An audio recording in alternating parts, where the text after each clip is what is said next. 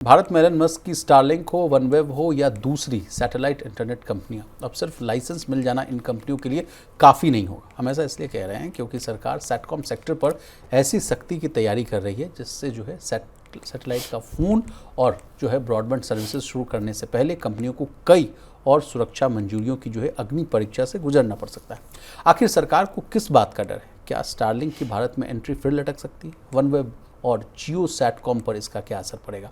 और क्या satellite internet का सपना अब और महंगा या देर से पूरा होगा? प्रवीण सर से समझने की कोशिश करते हैं। सर, कुछ ऐसी कहानी आज से 6-7 महीने पहले जब सुनने में आई थी, जब इंडिया पाक के बीच में सब चीज़ें जो है ठीक नहीं थी। उस समय कहा गया था कि खबरदार रुक जाइए, अभी आप आना तो चाह रहे हैं लेकिन आप, मुझे ऐसा डर लग रहा है कि शायद पाकिस्तान को जो है हमारे डेटा ना चले जाएँ। कुछ जो है तमाम इन्फॉर्मेशंस को लेकर जो है शंकाएँ थी, वो फिर आती हुई दिख रही है। सर, चैप्टर फिर रीविजिट हो गया, रीओपन हो गया? नहीं, देखिए, जो टीओटी के जो ड्राफ्ट रूल्स जारी हुए हैं उसमें इन तमाम चीज़ों का जिक्र किया गया। और सबसे बड़ी बात यह है कि आपको चाहे लाइसेंस सरकार दे दे या न दे, आपको स्पेक्ट्रम अलॉट हो जाए, इसके बावजूद जब आप सर्विसेज शुरू करेंगे, कोई भी सेटकॉम ऑपरेटर, चाहे स्टारलिंक हो, चाहे वनवेब हो, चाहे और दूसरी कंपनियां हों, आपको सर्विसेज स्टार्ट करने से पहले सरकार से परमिशन लेना आवश्यक है, ज़रूरी है। इसका मतलब ये है कि आपके पास जो लाइसेंस है वो ज़रूरी नहीं कि आपको लाइसेंस मिला और आप सर्विसेज तत्काल रूप से स्टार्ट कर दीजिए। तो इन कंपनियों के लिए एक ये झटका है। आप सरकार से पहले सिक्योरिटी क्लियरेंस लेंगे, जैसा चाइनीज़ कंपनियों के साथ किया गया था कि भारत में आप कोई भी ऑपरेशन शुरू करने या कोई भी जॉइंट वेंचर बनाने से पहले आपको सरकार से गो अहेड लेना पड़ेगा, सिक्योरिटी क्लियरेंस लेना पड़ेगा।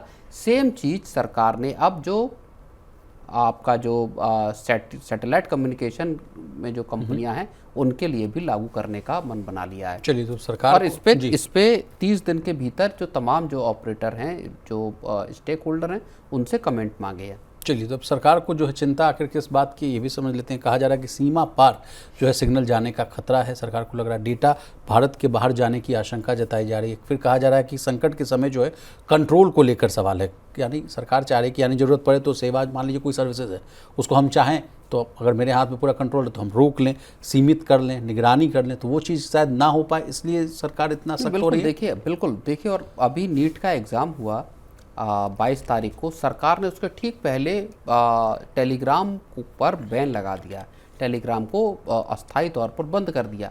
कंपनी हाई कोर्ट गई, हाई कोर्ट ने भी कहा कि ये लीस्ट चीज़ है जो सरकार कर सकती है।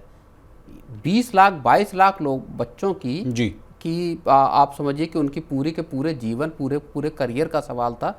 तो वहाँ हाई कोर्ट की तरफ से भी सरकार को इजाज़त दी गई कि ठीक है, टेम्परेरली आप इन सर्विसेज को होल्ड कर सकते हैं। तकरीबन ऐसी ही चीज़ आप मान लीजिए जब नेशनल सिक्योरिटी की बात आएगी, जब पूरे देश की सुरक्षा की बात आएगी, क्या कोई सेटकॉम के जरिए अनऑथराइज्ड तरीके से आपके सिग्नल्स का इस्तेमाल करेगा? सीधे सैटेलाइट से आपके सिग्नल आ रहे हैं, ना आपको सिम की ज़रूरत है। कहाँ से वो कोई भी व्यक्ति या व्यक्तियों का समूह उन सैटेलाइट सर्विसेज का इस्तेमाल कर रहा है, टेलीफोन के लिए या ब्रॉडबैंड के लिए, उसका क्या देश विरोधी गतिविधियों के लिए इस्तेमाल हो सकता है, उनकी ट्रैकिंग कैसे होगी? अभी तो, और आप एक चीज़ समझिए, अभी जब क्राइम होते हैं नॉर्मली, उसमें सबसे बड़ा जो रोल अदा करता है, और आप पिछले वक्त में, मतलब 2000 के पहले के और 2000 के बाद के जो क्रिमिनल इन्वेस्टिगेशन है विशाल, उसमें सबसे बड़ा बदलाव जानते हैं क्या आया है? सबसे बड़ा बदलाव आया है सीसीटीवी नहीं, सबसे बड़ा बदलाव आया है आपके मोबाइल की लोकेशन, आपके मोबाइल के कॉल रिकॉर्ड, जो सीडीआर है आपकी जी, आप लोकेशन पर थे कि नहीं थे, कितनी दूरी थे, जो मोबाइल का जो डंप डेटा होता है, इन चीज़ों ने सबसे ज़्यादा मदद की है एजेंसियों की, इस तरह के किसी भी तरह के जो क्राइम को है उसको अनफोल्ड करने में, उसका खुलासा करने में।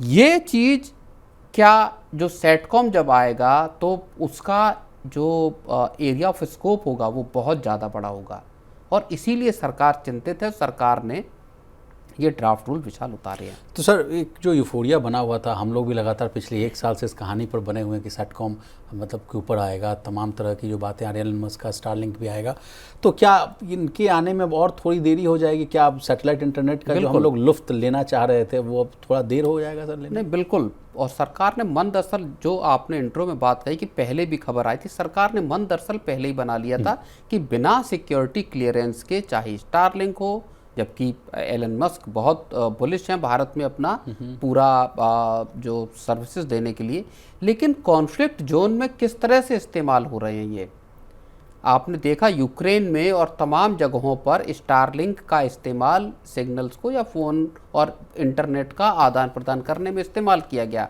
सरकार की नज़र इस चीज़ पर है। दूसरी चीज़, जिस तरह से हाल फिलहाल में जो मॉडर्न वॉरफेयर है, हाल फिलहाल की चाहे ईरान और अमेरिका और इजराइल की लड़ाई हो, चाहे भारत पाकिस्तान का जो एक शॉर्ट पीरियड का जो लड़ाई थी ये हो, या रूस और यूक्रेन की लड़ाई हो, इसने पूरे लड़ाई के तौर तरीके को विशाल बदल दिया है। ड्रोन्स का इस्तेमाल हो, साइबर अटैक्स हों, इजराइल का वॉरफेयर का पूरा, बिल्कुल, इजराइल ने हमास के एक बड़े मॉड्यूल को या तमाम जो ऑपरेटिव्स थे हमास के, उनको पेजर के अटैक में उनको जख्मी किया, घायल किया, तमाम कैजुअल्टीज़ हुई। तो पूरा का पूरा जंग का तरीका बदल गया है। एक एक चीज़ इस तरह की हो गई कि अब आप वहाँ पर रिस्क नहीं ले सकते जी। जिस तरह से बायोलॉजिकल वॉरफेयर की बात होती है, न्यूक्लियर वॉरफेयर की बात होती है, तो ऐसे वॉरफेयर के लिए भी जो है सरकारें जो हैं चिंतित हैं। सर एक लास्ट मुझे याद आ रहा है इस कहानी को सुनते हुए आपसे कि न्यूज़ रूम में चर्चा हो रही थी, आप कह रहे थे कि विशाल ऐसी भी एक स्थिति आ गई थी भारत में कि जब हमारे देश में तमाम जगहों पर CCTV कैमरेज लगे हुए थे और इसका जो एक्सेस था वो चाइना में था। वहाँ चाइना में नहीं, ये हाल की बात है, ज़्यादा पुरानी बात नहीं। चाइना बैठे हुए लोग पल पल 24/7 365 जान रहे थे कि यहाँ क्या हो रहा है, नहीं हो रहा है। तो ये कितने तो चिंताजनक बात है। उसमें तो कुछ मॉड्यूल इस तरह के पकड़े गए जो जिनको जिम्मेदारी दी गई थी, जिनको रिक्रूट किया गया था और उनको कहा गया था कि साहब जहाँ फौजी इंस्टॉलेशंस हैं, पैरामिलिट्री फोर्स के हैं या आर्मी के हैं, उनके बाहर जहाँ से वो आ रहे हैं, जा रहे हैं, जहाँ आवाजाही है, वहाँ आप उनको इंस्टॉल कीजिए। उनको कनेक्शन दिया गया और वहाँ से पूरी फीड जो है वो पाकिस्तान और चाइना जैसे सर्वर्स में जा रही है। तो ये एक बहुत बड़ा खतरा है पूरे के पूरे जो देश के लिए, चाहे CCTV। उसके बाद सरकार ने तय किया कि साहब पता चला है कौन कौन से इस तरह के CCTV वाले जो कैमरे हैं जिनके जिनसे डेटा बाहर जा सकता है, तो उसको रोकने के लिए नए तरीके से उपाय शुरू किए गए। तो खतरे बड़े हैं और सरकार यहाँ पर कोई जोखिम हाल फिलहाल में तो ये भी खबर आई थी सर कि चाइना की तरफ से कहा गया, तब मैं माफ़ कीजिएगा, चाइना के पर आरोप लगे थे कि किसी विदेशी PM की गाड़ी में जो है एक चिप डाल दिया गया और उनका जो है एक्सेस जो है चेक किया जा रहा था। G7 मीटिंग के समय में एक जो है बात सामने आ रही थी। तो तमाम तरह के जो है अनसर्टेनिटीज़ जो है इस लेवल पर भी देखने को मिल रही थी।